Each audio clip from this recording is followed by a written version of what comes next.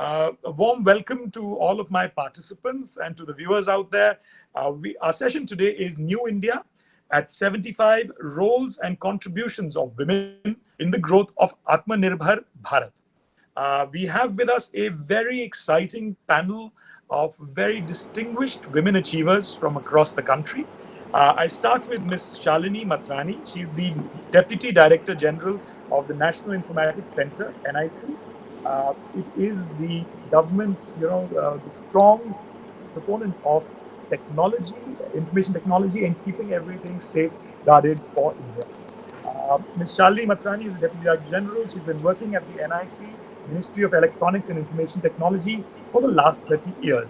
She is heading the data center and the cloud team, which is offering services to the government at the central and state level across the country. We have with us Ms. Singhal. She's an IAS officer. She's the Joint Director for the Department of Women and Child Development, Government of the NCT of Delhi. She is the first differently abled woman to top the civil services exam and an awardee of the President's Gold Medal for topping the IAS training as well.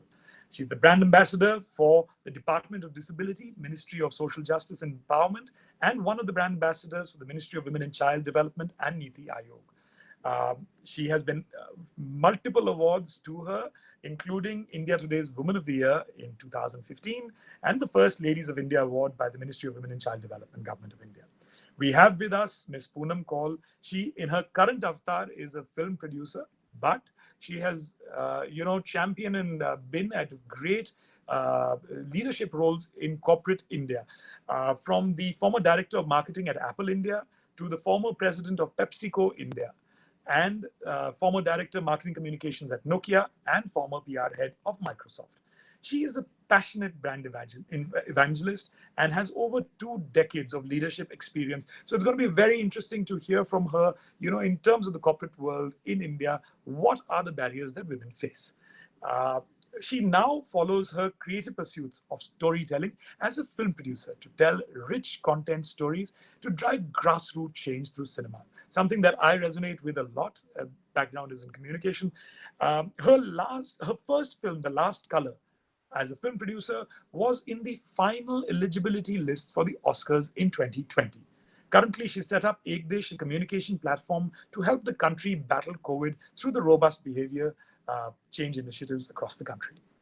We have with us also Ms. Ishtar Agarwal. She's the program director at NITI Aayog.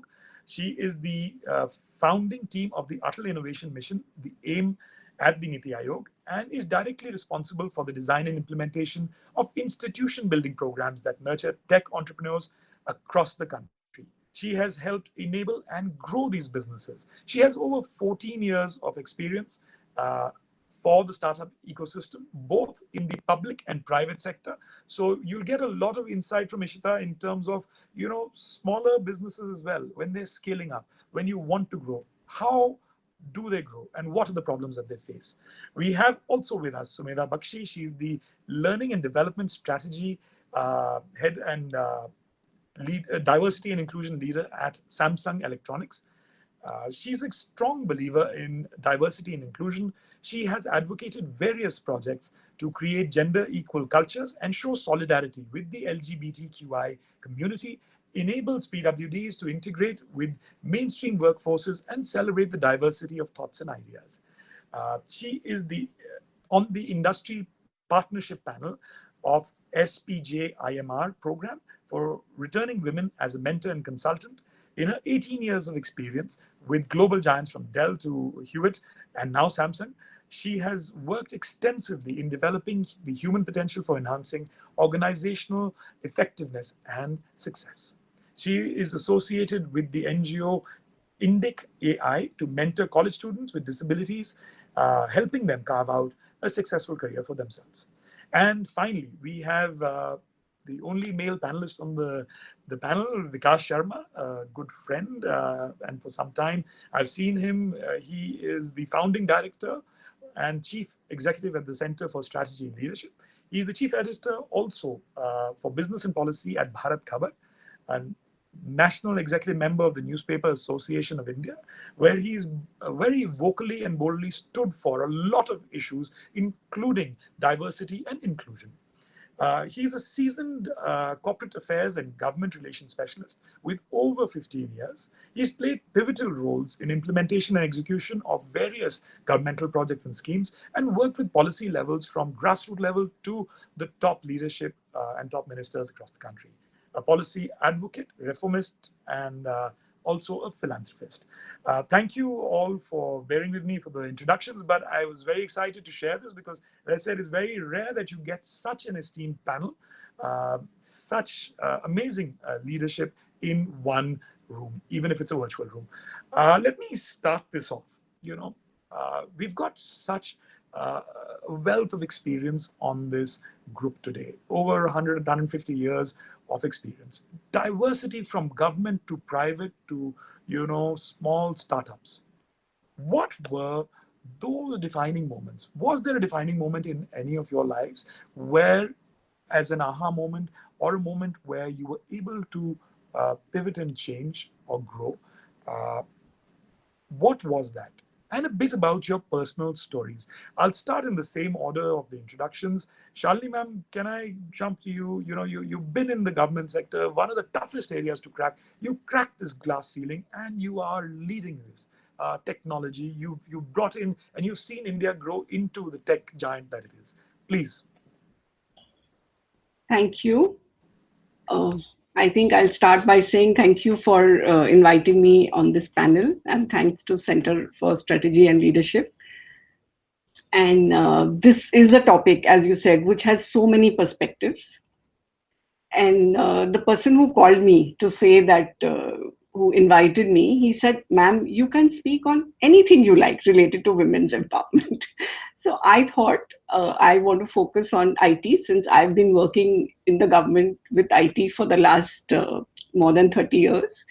And I will try and now go with the suggestions that you had about how you would like to hear more. So from the IT perspective, it has, I feel, many facets for women today. And there are different angles we can look at it. And the two angles, sides which I thought of, which would be relevant to what we were just discussing, was one is the role of women and my personal role in that sense also in participation and leadership in the field of IT. And another one was how we can use IT to empower women from all ages and all walks of life, because there's such a wide spectrum. So the organization I work for, National Informatics Center, as Arjun already told you, it is like an IT arm of the government, and we have been developing programs, and we have been providing the government with infrastructure since more than 40 years. And so we really have seen that the path, how from where we were sitting offline, there was no, we saw the internet coming and even email, everything. When we started in the IT field, these things were not there. And how that has really changed everybody's lives. And I would say in this area specifically, in India, firstly, I think there is a culture of women in governance, politics, education, many fields. But gender discrimination, so to speak, is a global phenomenon. And how do we deal with that? And what is everybody? I feel we all have to make some small contribution and to reach a certain level. And personally, I have to say that I came from a background where we were all daughters in the house, and we were definitely encouraged to pursue our own interests. And I think we came from a family where if you didn't want to study and didn't want to, go further in education and profession, that would be considered odd. So that is a benefit.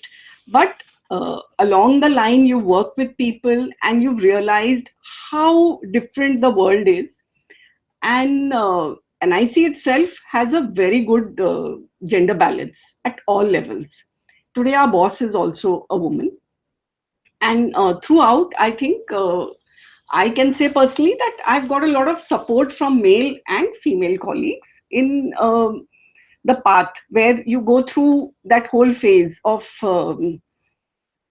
many women, in fact, leave their jobs or they take a back seat to bring up their children.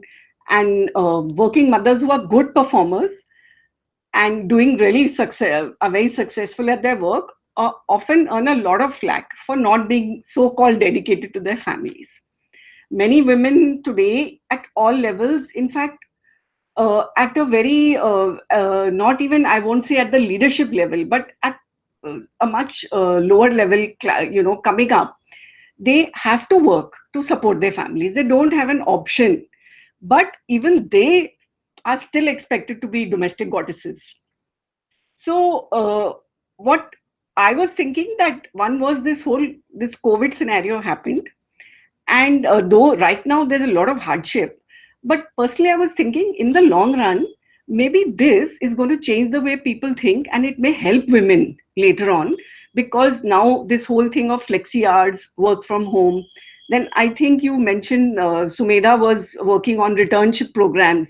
That is something which is really a big help to women, and especially in technology, in the technology field. And today, as women, we need, in fact, as for us and our ecosystems, we have our workplaces, we have our families, we have friends, and we have other support systems. Maybe even the maid we pay, who we rely on. Uh, Everybody should realize the importance of synergy, and we should all respect each other. And I feel managing these relationships, these are such a variety of relationships, with empathy will help everybody. In fact, empathy is a big buzzword these days, but I feel if we really, it's really a simple concept, and if we really believe in it and apply it, it's not easy to really put yourself in the other person's shoes and in a genuine way. And but if we can do that, I feel there can be a lot of benefit.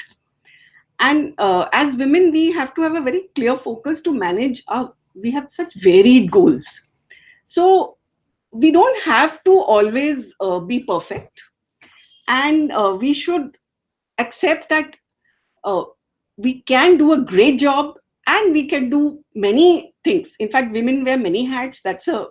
I mean, it's a bit of a cliche, but it's a fact. And also, I feel we need to support other women. Like now, I have gone through, and as I said, I got a lot of support. Now, I shouldn't forget that. A lot of us do tend to do that. We forget the people that the fact that we also needed support 20 years back. And I have heard of some women bosses saying, I don't want women to work for me, because that's a nuisance for me. But I feel uh, all organizations and the human beings who make up that organization need to appreciate this requirement for flexibility, and we have to work out mutually beneficial solutions. And that is the way the country is going to go forward, unless we support women. And as you talked about reservation, I don't think reservation is an answer per se. It is how we work out an ecosystem. And another area where I feel we need to really encourage is, from a young age, we need to encourage girls to have that confidence of technology. So if we can do that, Sure. So, and ma'am, I'm going to hold you on that thought, because we'll come back more to the future of that. okay. Ira, your story itself is an inspiring story, and I take what Shalini ji just said in terms of paying it forward and having empathy. I think you symbolize that so well. Uh, People would say that your story itself is inspiring. You've broken through what would others would say is maybe a disadvantage, but being differently able, you have broken through, you have come in. What has been your journey here so far, and now today where you are helping other women, you're paying it forward, so that empathy survives. So I think you symbolize that so well. Your thoughts on this? Sorry, Ira, your microphone's on mute.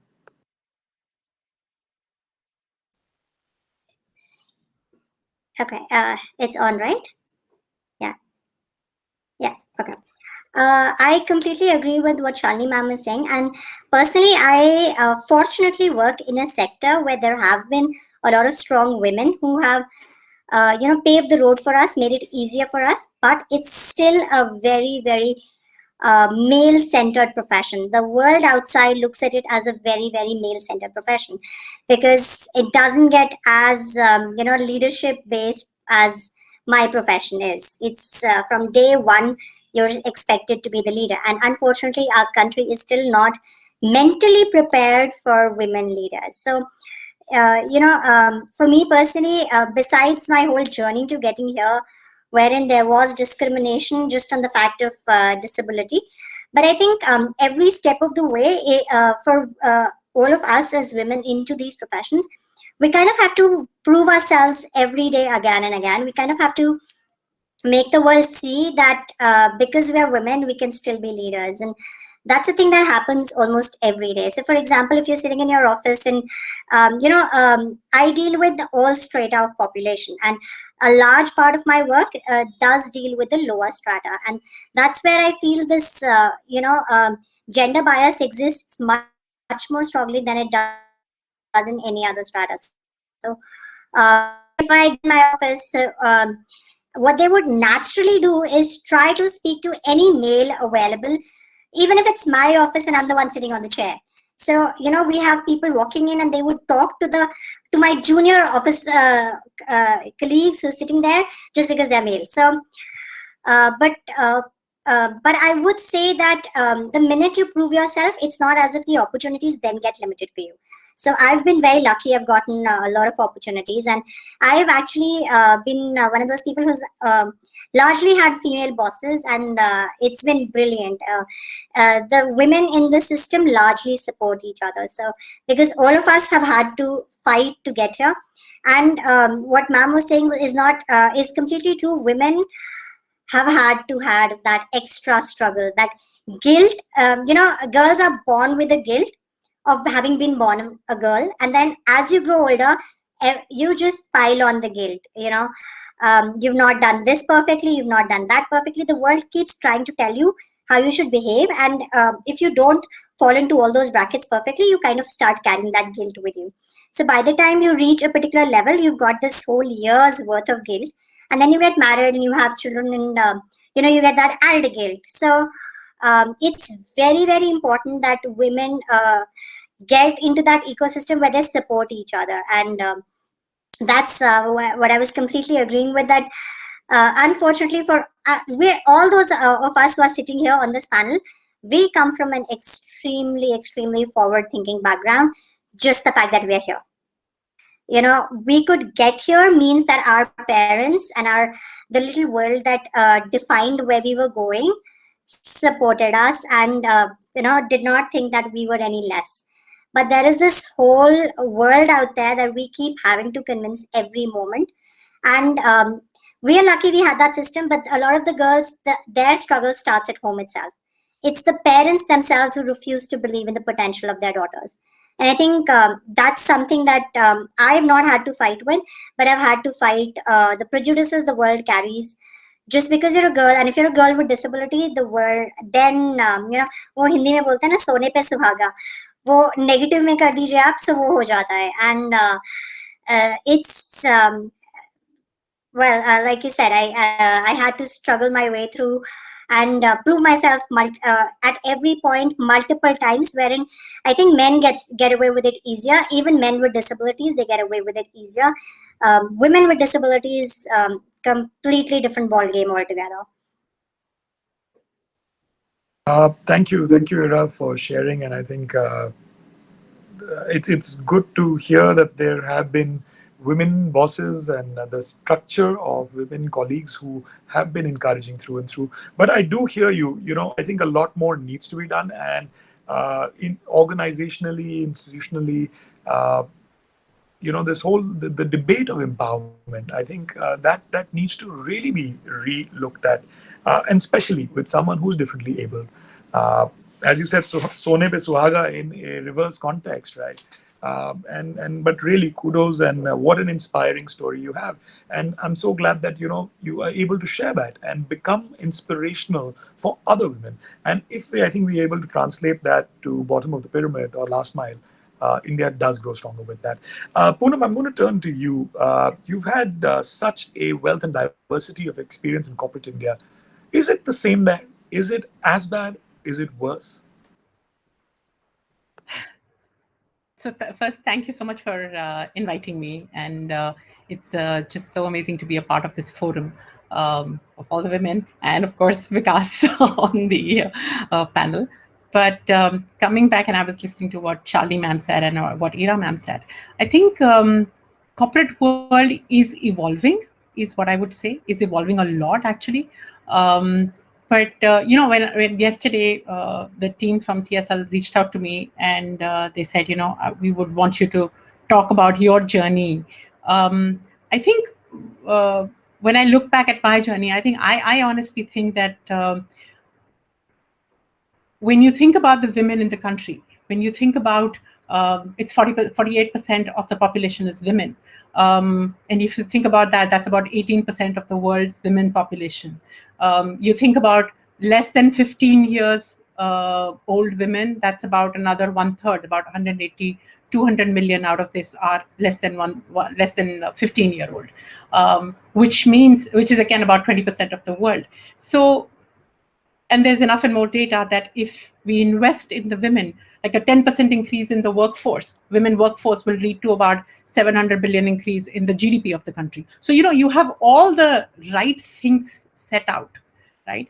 But I think what's missing is the enabling environment. It's getting there. I won't say actually missing is the wrong word. I think just the enabling environment, whether at work or at home, I think that's what's required. And if I just step back and talk about myself, I come from Kashmir, and it's a small town, and it's a corporate world. When you think about it, in 90s was not something that was you had to become a doctor or an engineer, right?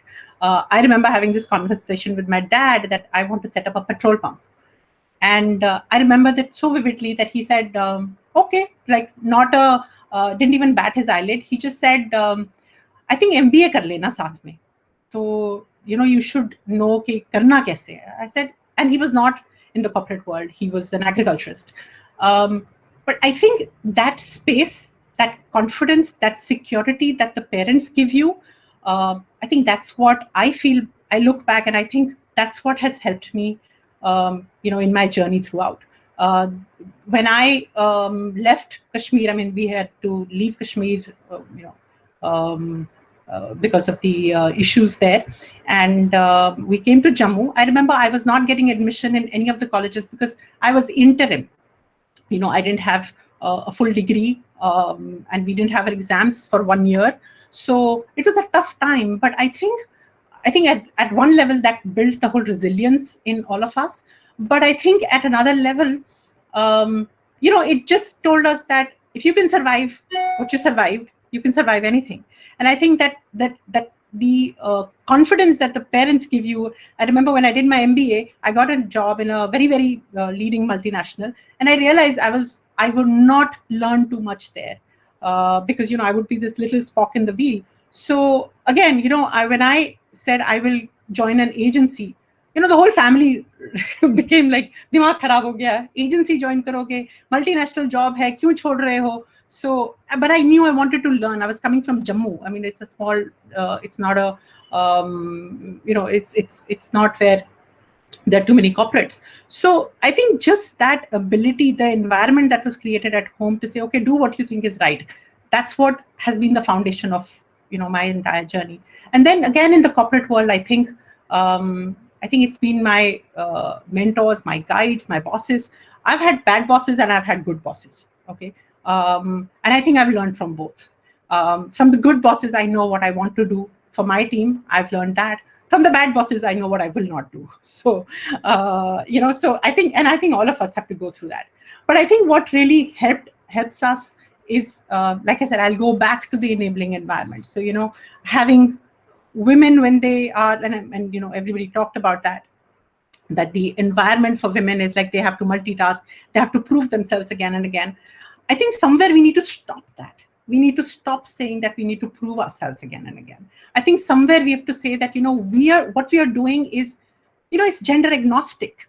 You are an individual and then a gender. That's what I believe in, and I might be going against the panel a little here. But like in PepsiCo, we have positions which are diversity positions where we only hire women. I completely disagree with that, and I have had huge conversations around that, because I look for talent when I'm a hiring manager. I don't look for a man or a woman, right? That comes next. I would want women to pick up or get a job because of who she is and not because of, her being a woman. So, going back, I think the organizations, the corporate world is creating environments, but I think there's a lot more to be done.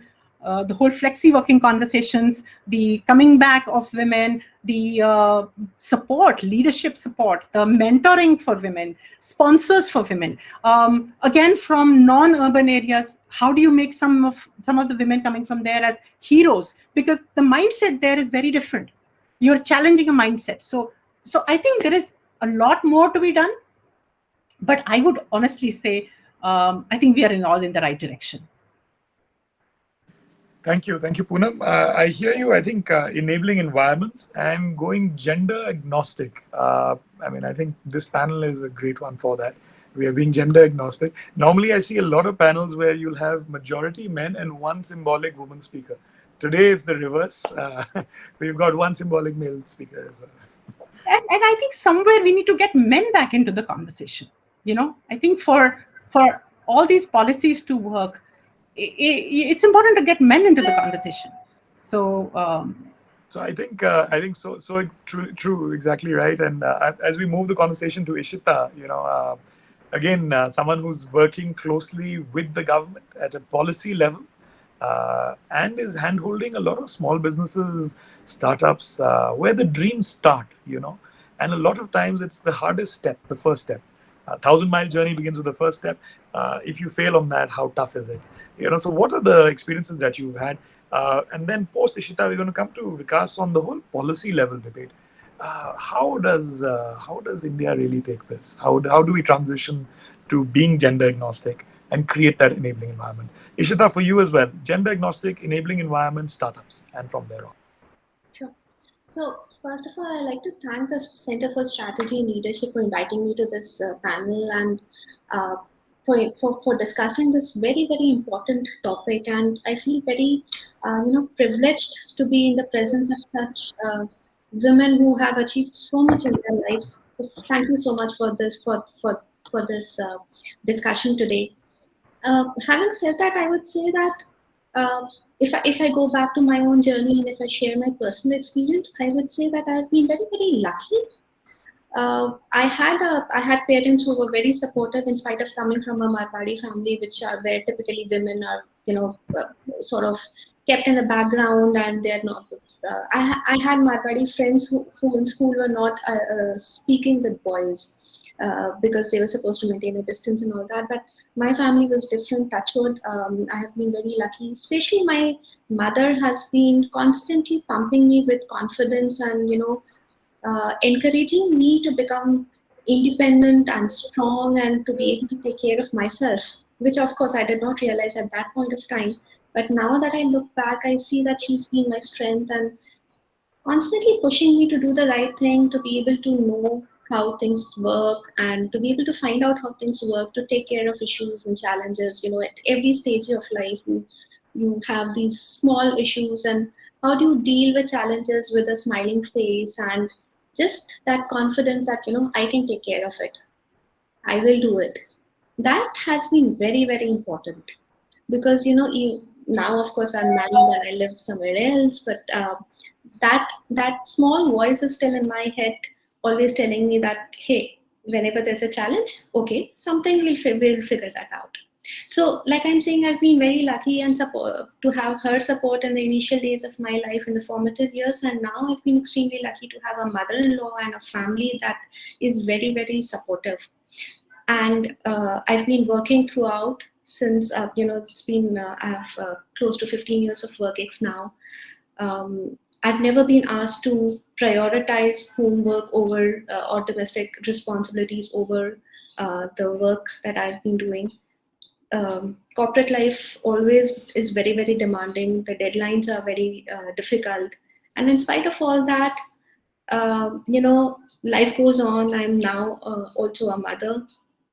And I've been able to manage all this. I mean, of course, I was going berserk thinking, how will I do it? But here I am, and here I am in this panel discussion with other such women achievers who've been able to do it. So we are definitely getting better. There's no doubt about it.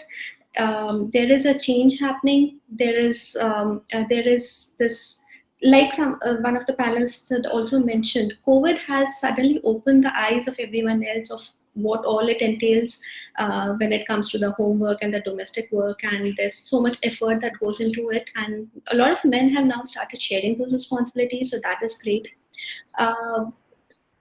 So we can, but of course, I mean, the percentage of women entrepreneurs is definitely very poor. In spite of being about half of the population of India, the percentage of women entrepreneurs is about around 13%. So we can look at it as being 70th on a ranking of about 77 countries in terms of women entrepreneurship index.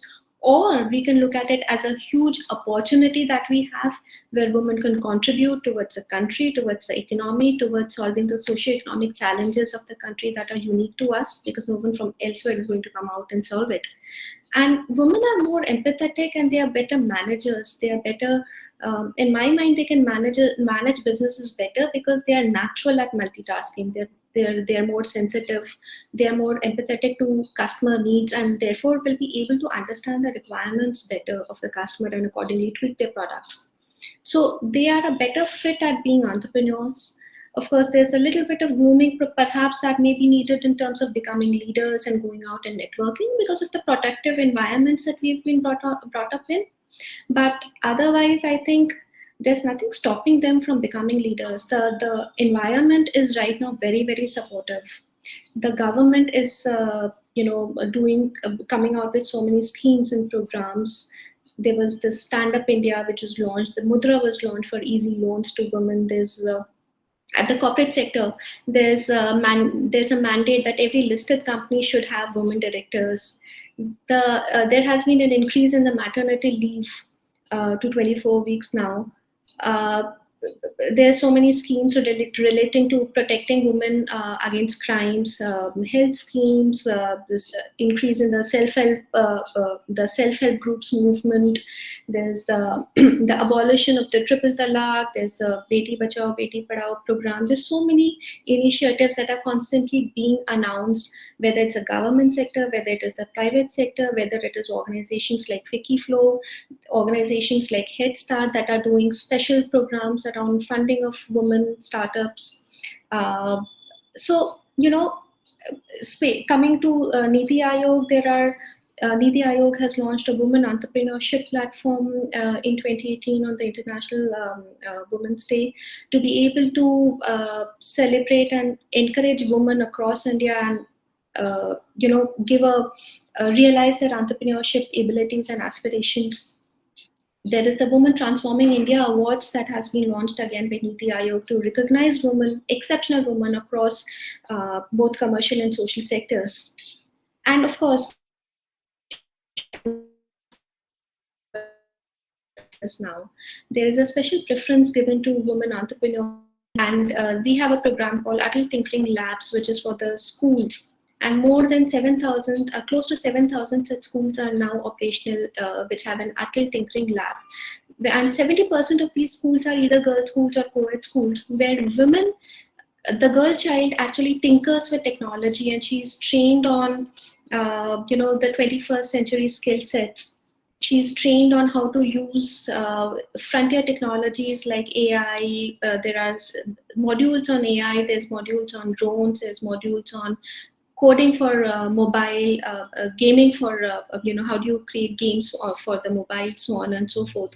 So that by the time she grows up, she knows how to innovate, and more importantly, she has that mindset of innovation. So there is a lot happening. I think the time is to take care, hit the nail on its head and take advantage of the opportunities that are there. Thank you, Ishita. I'm going to now turn to Sumedha. Ishita, I'm going to come back to you later in this and ask you how much does actually happen, and in terms of potential future plans. So, anyways, Sumedha, over to you. You've been looking at gender very differently as well. You've had a vast experience between Samsung, Dell, Hewitt. You've had a lot of American and Asian companies. Do you see a difference in how response to gender is there between companies or Western companies? And especially when you're dealing with gender differently with the LGBTQI community, a lot of that work that you're doing, the context changes. So your thoughts on this and your own journey. How did you get here? Yeah, so getting back to your question, I think I'll start with my own journey, and I would like to take a cue from what Ira said. She said we all are very privileged that we are here. We had a very supportive background, and that's one of the reasons. So I think as far as my own journey goes, I would say the parenting played a huge part in it, because again, as Shalini ma'am said, we were all girls and we grew up, we didn't have different rules for guys and girls. We just were girls, and we were told that nothing is impossible for you. Go chase your dreams, go do what you have to do. So that was a starting point for me dreaming what I wanted to do and getting absolute support. But then somewhere down the line, marriage happened. And that is the time the partnership point came in. And here I think I had to make some effort to tell my partner that, look, we are equal partners everywhere. And this was, I would not say this was a cakewalk. I had to do some expectation setting, because again, remember this, we are a reflection of the society. And society at large still needs to walk a lot of mile when it comes to having gender stereotypes for a couple at home. But fortunately, I had a partner who was supportive of my dreams and was able to partner with me at home and at work. But having said that, I would say that there is still a long way. And again, taking cues from some of the things that our panelists said, I think uh, the whole thing is about, you can't have an organization do things differently when the society at large stands at a different viewpoint. And answering your question about how does an organization with how does an Asian or an American organization differ, I think again it's a reflection of the societies that the organization has roots in. So typically, if you look at a European or an American organization, they are much more liberal, and because their DNI or their cultures and values in the organization is a reflection of their country and their culture per se. What I mean by that is, typically you would see more women, as in more number of women there at all levels of the organization. Yes, we've come a long way across the globe. We have women, in substantial numbers in most of the organizations. But what we also need to be cognizant is of the fact that we just have 5% women CEOs at global, Fortune 500 companies globally. Now, that's a stark thing, which shows us that irrespective of it being an Asian organization or an American organization, there still is a glass ceiling that sits there when it comes to letting women, be the change enabler. We say a very, very small thing, but typically if a woman is leading an organization, it said a woman leader. Why do we have to classify that? A leader is a leader. I would agree. It is gender agnostic. We don't have to look at the gender of the person who's holding the post. Absolutely. Right? The second thing that I want to talk about is the fact that till the time a society doesn't change, it's very difficult for the organization in that society to change. Again, a cue from it is World Economic Forum data, which says that in India, typically a woman spends about 352 hours to do household chores, whereas a man spends 16 minutes. If I go to the West, it is about 116 minutes for the women and an equal amount for the men. So how do we talk about empowering our girls. Great, but where are the guys to handle these empowered girls? So are we enabling our guys? And this starts at home. Like I said, parenting. Uh, Same rule book. Only if you encourage your girls to be as I would say, as not risk averse, as adventurous as you ask your guys to be, would they be able to take up, challenge stereotypes, break barriers, and move ahead, thinking that nothing is impossible in the world for me.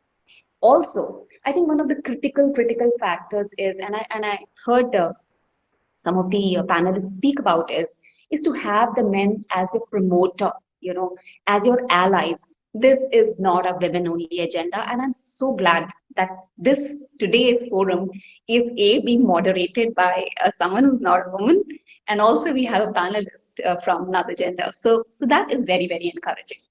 When I say that, it's not only about allies. We, like, let's take organizations and some of the policies that we create there. And I've done the talk on this. So there was a time when we said, okay, what do we do? We have a maternity leave, and typically a woman gets to go on the maternity leave. But my question to a lot of organizations is, why should a man not get it? This man, if he gets the same amount of leave, and I would call it parenting leave, and some organizations are walking that path. We have Godrej who did that, right? There, his wife is working somewhere. She would also get support. So I think all policies should not be focused on just women. If you're doing something that helps women take care of their families, it should be extended to the men per se, because the problem lies there. In my experience, women at the entry levels, they're fine. If you look across the industries, you'll have plenty of women there. They join in, everything is hunky-dory. And then comes the mid-career level, which is when they get married. Absolutely. And they have children. And that's when the pipeline bleeds. That is where we need to do something. Absolutely. And the only thing that can happen over there is flexi policies. Be empathetic. We all spoke about it. But are we doing that? And as women go up the career, because then the number diminishes. How do we elevate them? What exposure are we giving them? Who is sponsoring them? I'm not saying it should be, I'm not talking that it should be quota, meritocracy, absolutely, but have faith, give a chance. Returning women, give a chance. And that's something that I'm really, passionate about. The last thing for the women, I think it is also about us, to build our presence, to, take the opportunity and not be back there in the shadows, to have a risk appetite, to, say, raise your hands whenever you see an opportunity, and most of all, to pay it forward. Whether someone did it for us or not, if you build another one and that person builds another one, we'll be somewhere else. I think men do this fantastically. They have great networks. I'm not sure how good we are at it. So it's a whole ecosystem that needs to step up. Only then would we have a world where we don't say women leader, men leader. We just call them leaders, and we call them leaders. Absolutely. Thank you, Sumedha. I think lots to think about there, and I'm going to put that pressure on Vikas. As men, what do you think men should be doing to create that enabling environment? What can happen at a policy level? You guys at the Center for Strategy and Leadership are doing some really path-breaking and defining work, especially for gender. So I'd like you to speak about some of that. And how can we create this enabling environment where it is not about a woman leader or a male leader, it is about a leader? I think just to reflect on some of the thoughts through and through, Shalini ji spoke about IT and the role of possibly using that to enable this great enabler or equalizer. Ira spoke about, again, the struggles that were there and how it is tougher for someone who's differently enabled to do this and cross this chasm. What can be done better with that? Poonam was again talking on the enabling environments and the numbers. India has 48% women. It's shocking. One would think it's a simple, logical 50-50, but no. The gender ratio is getting skewed and it's getting worse. So what can happen at a policy level to change that? Ishita spoke on, things like maternity leaves and things which, help and the structure around it. But how much of this actual support to women entrepreneurs is actually happening on ground? And I'm going to come back to her also on, what are the plans and policies that New India at 75 is doing for women entrepreneurs, but just post this round. And lastly, Sumedha has spoken about the amount of time men spend in India helping women out at home. 16 minutes in comparison to 352 hours in a year. So, Vikas, how much time are you helping out at home? And the rest of it, what are you doing at Center for, Strategy and Leadership to change this? Thanks, Arjun. At the outset, I would like to extend my gratitude and for sure salute all the women out there and, the women of our country and across the globe for actually, contributing and their role in the be it a social or economic growth of any nation, any country, or any society. So that is certainly commendable. And from the ages that, because we are representing the man, me and Arjun, the men from, from the world. So on their behalf, I would like to extend the gratitude to all the women out there. So as, Mahatma Gandhi ji said that, when you are empowering or educating men, so you are educating an individual. And if you are empowering and educating a woman, so you are actually empowering, a family, rather two families. So this is, I think, this is more evident with the fact that in the recent case study that it has come up with the facts that if the economic impact of gender equality is so substantial that it will increase $700 billion of GDP in our country, and it will raise our GDP by 27%. And that if this thing will be accelerated in a right manner, so the woman entrepreneurship will generate 130 to 150 million jobs.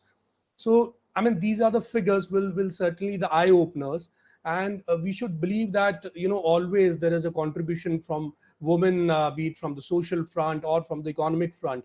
And today's topic, when we are talking about the role of women when India will be 75 in 2022, and what about when India will be 100? So what is the the roadmap that we should follow? And our honorable Prime Minister has come up with a dedicated policy, I mean, a dedicated note on India at 75, and specifically, categorically, like it is mentioned that for when we speak about women empowerment, women entrepreneurship. So what are the that the pathway and the policies the government will have, and government is having, and what sort of a vision government is having? And if you speak about today, I mean, 2021 International Women Days topic, so it is again relating to what our government is saying. Our honorable Prime Minister is saying that we have to make our the women entrepreneurship Aatmanirbhar.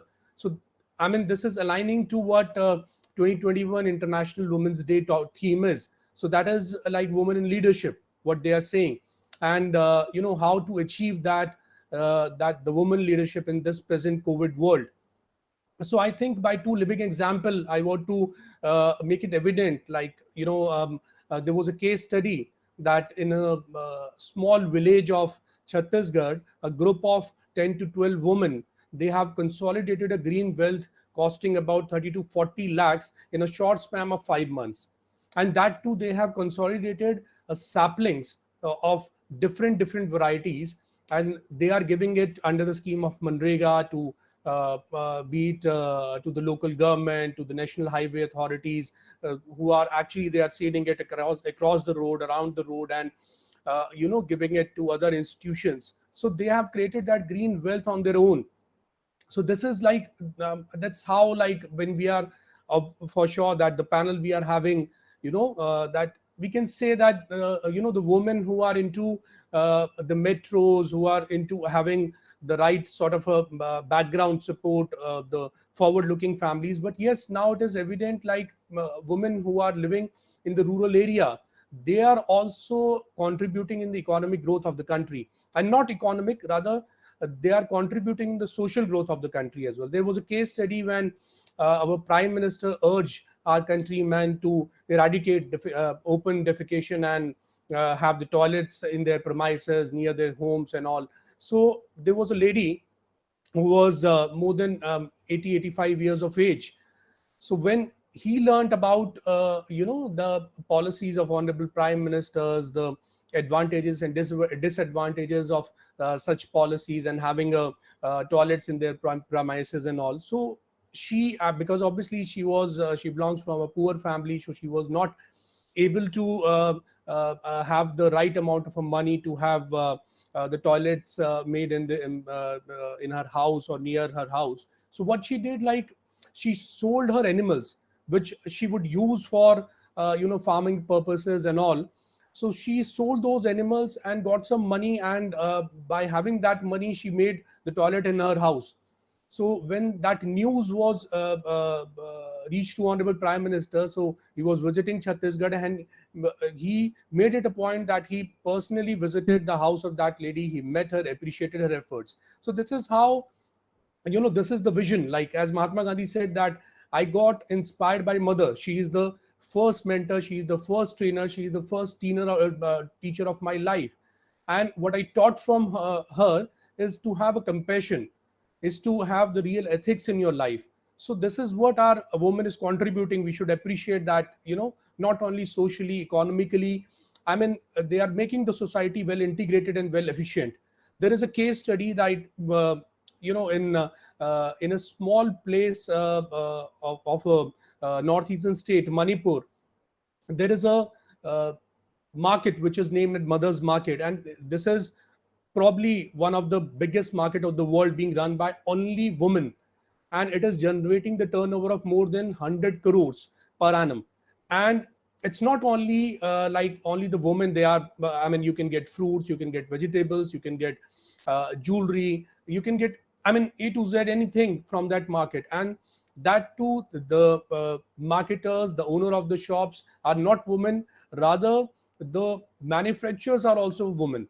So that's how they are, I mean, integrating the growth story from A to Z, from shops, from manufacturing, and they are generating a substantial amount of business. And that too, it is happening. Like, we have the information available that that this market is running since 16th century. So it's not about, like, this is now that the women of our country, or be it a particular society or a nation, they are now getting empowered and coming up and investing their time and energy in the economic growth of a society and nation. But it's been ages now, and I think from always it is contributing from both parts, and I call them all-rounders. So whenever I talk to my mother, I always say that, women are like all-rounders. It's like, be it your professional place, be it the home, and whenever there is any sort of a requirement in the society, I think women are the one we always look up to. So they are actually the all-rounders. They provide all the solutions, be it work, be it profession. So I think for sure that they are contributing in a very substantial manner. But this is correct, like, as our other eminent speakers were mentioning, that it's not about genders sometimes. That's fine that we are, I mean, today's subject is concentrating towards the Women's Day. We are talking about women entrepreneurship, women empowerment, women achievements. And I mean, this is the evident fact that when we see our panel, that we have women from across fields, whether be it's corporate like Sumedha, Poonam, like Shalini ma'am, who has achieved a lot and contributed in the policy making from the government side. And we have Ira, who is for sure I mean, a motivational icon for, the differently abled people or the women of our country, that, nothing is impossible in this world. Only the thing is this, you just have to have the right bill for that. And Ishita has correctly mentioned that instead of having some problem challenges in particular community, in particular society of, gender equality, but this is not, I think, the end of the world, because if you are having a will, if you are having the right support, if you are having a vision, for sure that you can break all those rituals, break all those formalities and all, and you will actually lead from the front when that comes to your society or a family. So that is, I think, it's a big way that the woman everywhere is contributing. And as we are talking about making women Aatmanirbhar or women entrepreneurship, I would say Aatmanirbhar, this is the right time, because it is not only globally, rather when we speak about our country, the policies, or as Ishita was mentioning, be it Beti Bachao, Beti Padhao sort of a policies, or promoting other policy like Mudra Bank, etc. And also government is, I think, they are having the right vision to promote gender equality, because now they also know, as we know, that it is women are having almost half of the population of our country. So we know, I mean, what sort of change, and a substantial change women entrepreneurship will create when it will be actually focused upon in the rights, with the right strategy, and with the right vision we should have. So I think like this is the right time that we all should take advantage of that, of the policies and all, and we should now give the steering wheel to the women to actually lead from the front. And it is evident with the fact that there is a recent study that 98% of the women are actually having the senior leadership role in the corporates, when you talk about Indian corporates. And India is standing on the third rank globally to have women in the senior leadership role. So this is, I think, India is showing the world that it is all set with the women, who is half of the population, and when that comes to gender equality. So we are following the right vision under the leadership of our Honorable Prime Minister. Thank you. Thank you so much, Vikas. Just paucity of time, I'm going to just quickly go around the room. One last minute, quick thoughts in terms of specific changes that you would like to see. I start with Shalini ji. She spoke on IT. What would you like to see happen in this space? How is it going to be the great enabler for women empowerment? And then across the room. I feel that we really need to have some kind of schemes for promoting education, and for, maybe I was actually thinking of mothers from less fortunate backgrounds.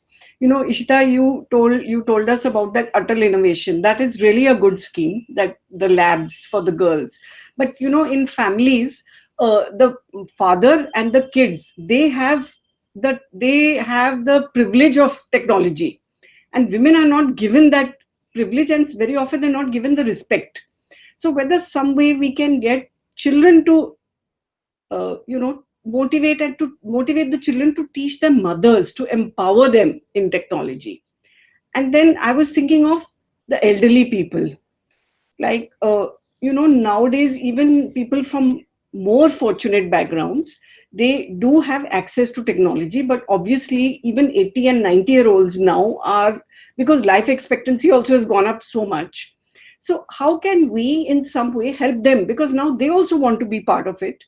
They want to, but we don't want them to get scammed, because they are also now, because of COVID, sometimes many things are online which they never did, and they want to connect with their children who become even more remote because of all this. So how do we help them? So whether there are a lot of, I mean, India is full of NGOs, but I feel as a community, how can we contribute, and how can we have that thing to volunteer, and in this area. So if we can somehow build a culture of volunteering to help in these to help people, and see how we can educate women from different spheres to use technology and empower them. Thank And you. I think we need more maybe brainstorming sessions like this, where we can actually work out and not just talk about it, we should be able to do something as well. Now, thank you, ma'am. I hear that very clearly. Technology as the enabler for women and the elderly, and a spirit of volunteerism to be brought into India. Ira, I come to you. Your space. What would you like to see changes? So there are two things which I personally feel we need to take forward. One is we need to create environments, supporting and enabling environments for women where they can come to work. So I'll just give you quickly an example of something that I had done in the past. I set up 12-hour creches, and these were inside my government schools itself. So I was targeting women of the lower strata. A woman works for 8 hours, and in a city like Delhi, travels 2 hours both sides to work. And the biggest problem for all women is that there is no one to take care of their children, especially in a city which is based out of migrants like Delhi is. Most of our lower strata is migrant population. They have no family support systems where chachi, dadi, nani, nobody's taking care of the kids. So the woman, their biggest issue was that they needed support for their children. And I had rescued around 335 child and bonded laborers in a year.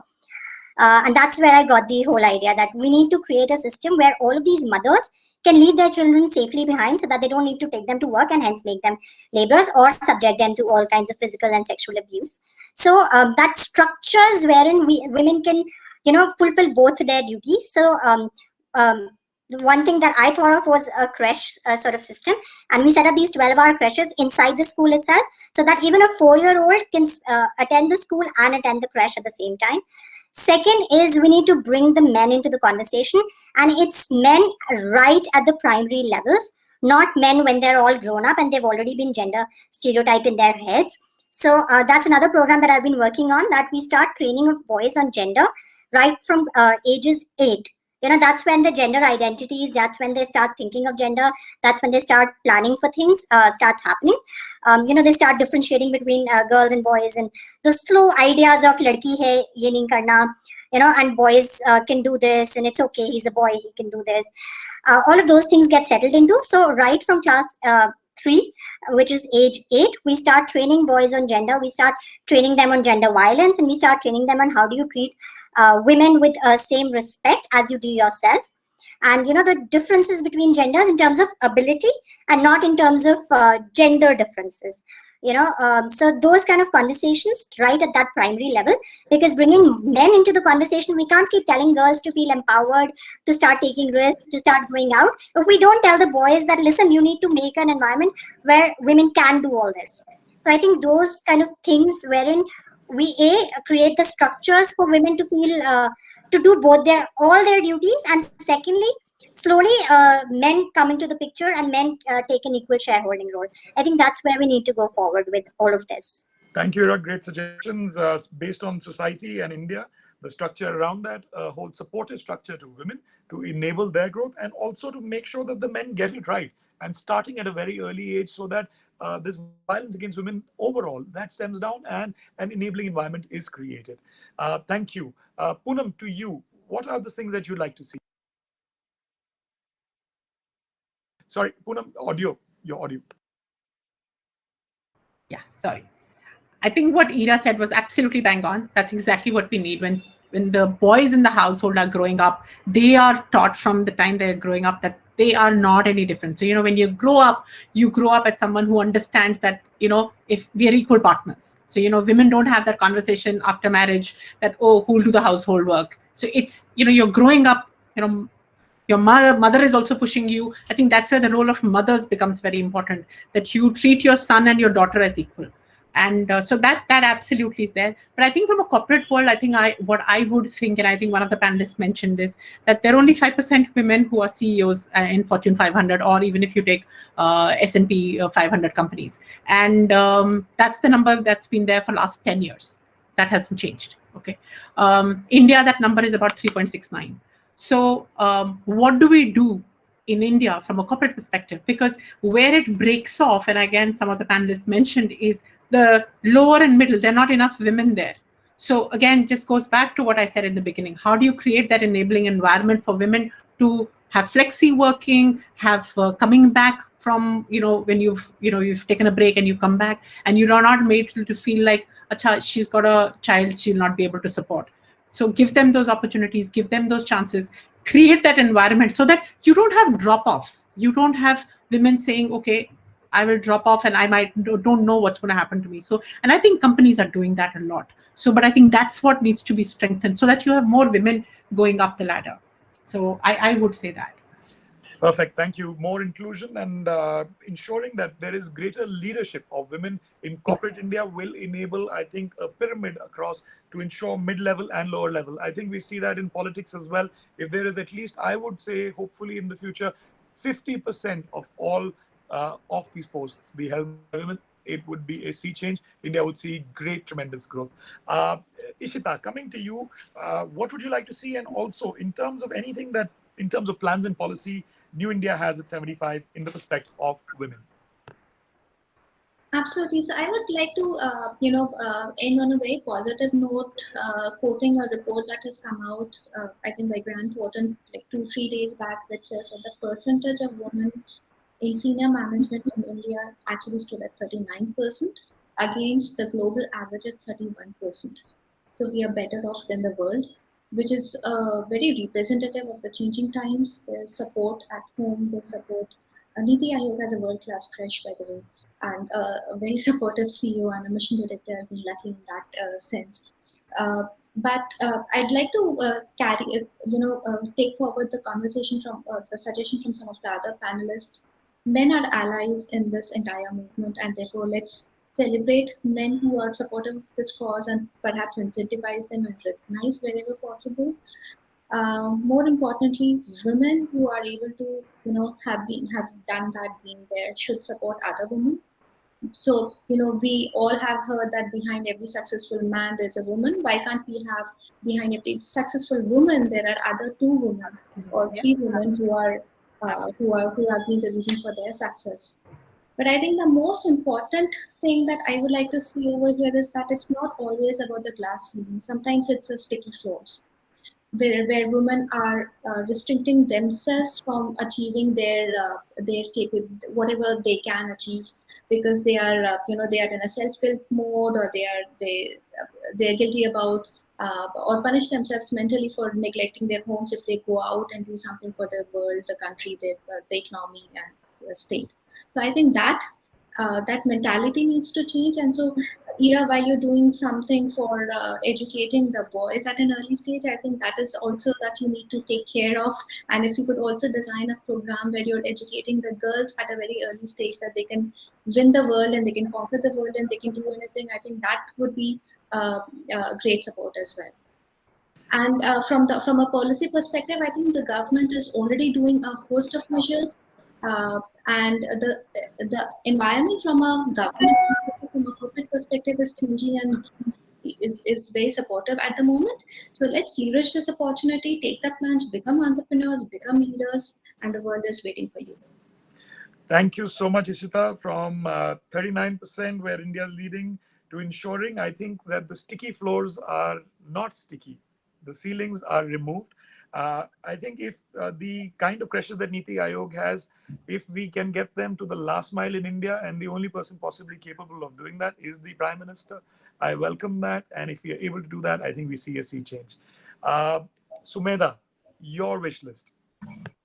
So I'm going to speak first from the corporate standpoint, and very correctly mentioned earlier. I think Ishita brought it up, and Poonam brought it up. With very few women, what do we do? I think one of the things that probably the government can do is actually, while I'm against quota, but I'm saying make it a mandate to at least have a percentage of women in the boards. In Europe, there is a penalty that you have to pay for it, even in some of these Southeast Asian countries. So why not in India? Why I say this is because this is about culture change. Unless you start from the top, it's never going to happen. You can't have a bottoms up thing at all. So it's great to see women at senior most levels, right in the government, in all across. Some of the places is where you should have role models that others can look up to and aspire and say, yes, if she could do it, I could do it too. Like you had one Kiran Bedi and you know what happened. You have one Ira and now you would know this. She is such an inspiration for so many others. Not only women, I would say men as well. So it's that aspect. Are we really, really ensuring that the boards have women there? And I am saying that this is about giving a chance, because when you want to build a culture, you would have to take some chances in terms of setting up some people to lead the change. The second aspect is absolutely about the society. I again totally agree with you. It's about setting the right infrastructure. I'm talking specifically about India because the women, as far as them leaving jobs, that happens when the family kicks in. And yes, like she said, there's not many times there is no dadi chachi, and not only for migrant workers, it's true for women who come from tier 2 cities as well. Parents, you can't have a support system. So how do we provide the right support system to the women so that irrespective of where they are, they can give their best? Yes, in the IT sector, we see a lot of women, which is very, very encouraging. But I'm also talking about the manufacturing sector. I'm talking about the other industries, where we don't see so many women. Not that they don't have the caliber. What is very heartening to see, India globally has the largest number of women pilots. So we have it, right? They've been given a chance, hence they're doing it. So let's open the doors everywhere, and the government can enable this. Thank you, Sumedha. Going for the skies, women ruling the skies and ruling India. I really look forward and welcome that. Taking your suggestion forward of the board, maybe the government should, instead of mandating just a quota on the board, put an opt-out that at least half the board has to be women, and maybe penalties or even incentives in tax. I love that thought. I love that thought. And again, as a societal level, can we not have dadi chachis in the form of creches and infrastructure support for women? France gives, I think, working women and mothers get people to come home to help them with their chores. Yeah, why absolutely. not India? I think we can do much better. Vikas, to you to summarize and give a vote of thanks. Positive time again. Your wish list and a vote of thanks. Thank you. Thanks, Arjun. So I think the time has come that we should adopt the hybrid model. By hybrid, I mean that we have to focus both on forward and backward linkages. We know that, yes, when we go backwards, there are challenges. They are, certain sort of a thing that is hampering the growth of women entrepreneurship. But we know that, by seeing our panel, and there are many other women out there that they have achieved up to the highest level, be it like corporate, government, policy making, leadership. So I mean, it's not. We would not say that there are not opportunities, but yeah, there are some challenges. So we have to look forward as well. Now, government is coming up with the right policies. When we talk about India, our government is talking about making women entrepreneurship Aatmanirbhar, getting specific, categorically mentioning the policies which will actually open up new areas, new opportunities when that comes to women entrepreneurship. And this is evident with the facts that recently that we have noticed that the Indian Air Force is having the first fighter pilot, Bhavna Kant, and in 2016 she, along with 3 more fighter pilots, joined Indian Air Force. And the 40%, this is again, we are talking about elite businesses, professional corporates. But yes, in the labor jobs, 40% of women are, when that comes to a proportion, contributing in the labor force of our country. So it's like, their presence is everywhere. But yes, we have to, by seeing those numbers and getting about such achievements, we know that there is a huge potential, which is, I would say, not in a right proportion, that it is untapped. But yes, we have to focus that. We have to create right opportunities, and the policies are coming up. This is the right time that, with the help of the policies of the government, we should focus on that. And be it a corporate, be it any field, I think they have to adopt the hybrid model, and and we have to work backward and forward linkages for both. And when we talk about gender equality, that means that gender should contribute equally. So that is again what I believe, that whenever that comes to contribution, for sure that, when we talk about on backward linkages, so we must have the policies which will actually address the issues to hamper one gender growth, and to have to basically having an answer of those policies which is uh, letting one gender at some level, or some policies which is actually curtailing the growth of one gender. But yes, when that comes to contribution in the growth of an organization, of a country, or any profession, that for sure that the equality should be there. So be it a growth, be it incentives, that depending upon the performance of a gender, not because he's from A gender or a B gender, but I think there should be an equality. We should promote the equality, and the contribution should be applauded on the basis of their performances, not because on the basis of their gender. But yes, we should not hamper. We should basically, the policy should be centric to giving the right opportunities, not basically, the policy should be like this, that one, because somebody from A gender, so he should be given some opportunities, or he shouldn't be given the opportunities because he's from such gender. So I think there should be an equality, and we should concentrate on that the equal contribution will be there. And at the end, I would like to request everyone on the panel for sparing time out for this lovely interaction. I think we have learned a lot. We got a vision from, be it corporate or a policy makers from the government side, that what are the challenges on the ground that the women of our country is facing, and parallelly, what are the opportunities, because we are seeing on our panel that when the right policies will be there, the right support of the society will be there, then we have a great potential in women entrepreneurship, and they will actually lead the society from the top and create a impact on the society. And certainly there are lot many ways they will not only contribute economically, but yes, they will contribute in the social growth of the country and society as well. So with that note, I would like to thank everyone. And again, I would like to extend my gratitude and best wishes for the International Women's Day on 8th of March 2021. Thank you so much. Thank you all. And with that, bid adieu. Thank you. Thank you. Thank you so much. Thank you. Thank you so much, Arjun. Thank you.